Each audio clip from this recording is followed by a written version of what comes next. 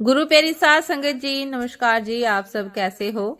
आशा करती हूँ बाबा जी के श्री चरणों में अरदास करती हूँ कि मालिक की कृपा से, निरंकार दातार की मेहरबानी से आप सब बहुत खुश होंगे, मौज बहार में होंगे और अवश्य ही भजन सिमरन में होंगे।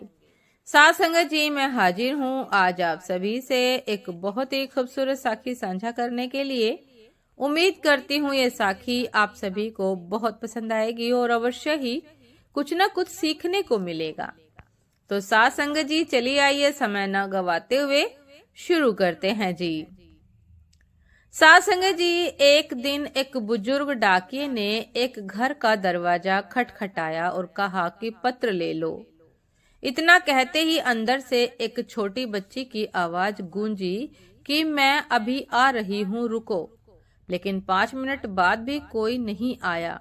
डाकिये ने फिर कहा कि क्या कोई है आपका पत्र लेने वाला? मुझे और भी कई जगहों पर जाना है। साथ संगत जी, लड़की ने उत्तर दिया कि अंकल, यदि आप जल्दी में हैं तो पत्र दरवाजे के नीचे रख दीजिए, मैं आ रही हूँ। इसमें थोड़ा समय और लगेगा। बूढ़े डाके ने उत्तर दिया कि नहीं, मैं प्रतीक्षा कर रहा हूँ। यह एक पंजीकृत पत्र है, इसलिए किसी के हस्ताक्षर की भी जरूरत है। करीब 10 मिनट बाद दरवाजा खुला। डाकिया देरी के कारण गुस्से में था। वह लड़की पर चिल्लाने ही वाला था, लेकिन जैसे ही दरवाजा खुला वह यह देखकर चौंक गया कि उसके सामने एक छोटी सी विकलांग लड़की थी जिसके पैर नहीं थे। डाकिये ने चुपचाप पत्र दिया और उसके हस्ताक्षर लेकर चला गया। छोटी बच्ची अक्सर अपने घर में अकेली रहती थी। उसकी माँ इस दुनिया में नहीं थी और पिता दूर रहकर नौकरी करते थे। लड़की की देखभाल के लिए एक नौकरानी सुबह और शाम को उसके पास घर में रहती थी, लेकिन दिन में वह अपने घर में अकेली रहती थी। 1-2 महीने में जब भी डाक आती, डाकिया दस्तक देकर लड़की को बुलाता और फिर दरवाजे पर धैर्यपूर्वक प्रतीक्षा करता। धीरे धीरे उनके बीच मेल जोल और लगाव बढ़ता गया। साथ संगत जी, छोटी लड़की ने देखा कि डाकिया डाक देने के लिए नंगे पैर आता था। बरसात का मौसम आया। एक दिन जब डाकिया लड़की को पत्र देकर चला गया तो उसके पैरों के निशान गीली मिट्टी पर रह गए।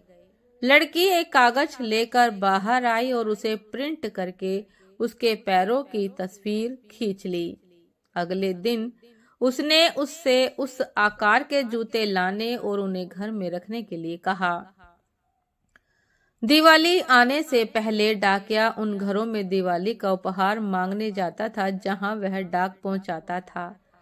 लेकिन जब उसे छोटी बच्ची का ख्याल आया तो वह थोड़ा सोचने लगा कि उससे कुछ भी मांगना ठीक नहीं होगा।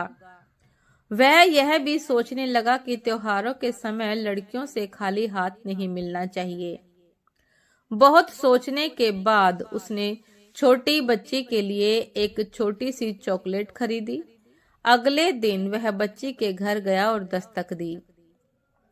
जब लड़के ने दरवाजा खोला तो बूढ़े डाकिया ने उसे चॉकलेट देते हुए कहा कि अपने चाचा की तरफ से यह छोटा सा उपहार ले लो।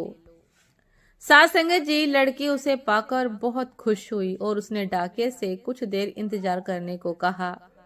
थोड़ी देर बाद उसने एक बड़ा बक्सा खरीदा और उसे डाकिये को देते हुए बोली कि अंकल, ये दिवाली पर मेरी तरफ से आपको एक छोटा सा उपहार है।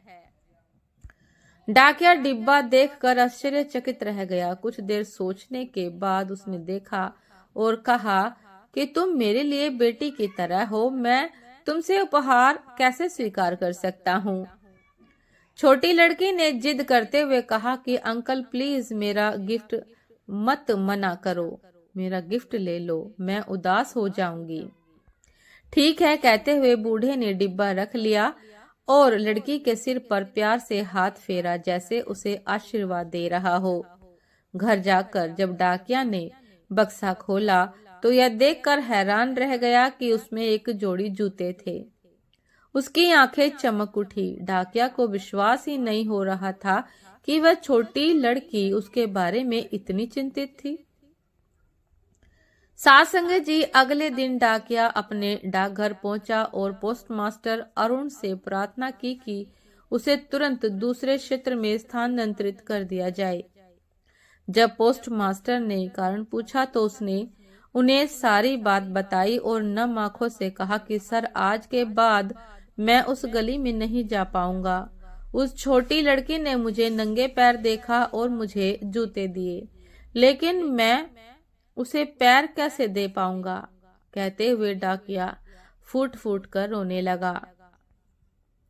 साथ संगत जी, दूसरों का दर्द महसूस करना और उनकी पीड़ा को समझना एक मानवीय गुण है जिसके बिना इंसान अधूरा है।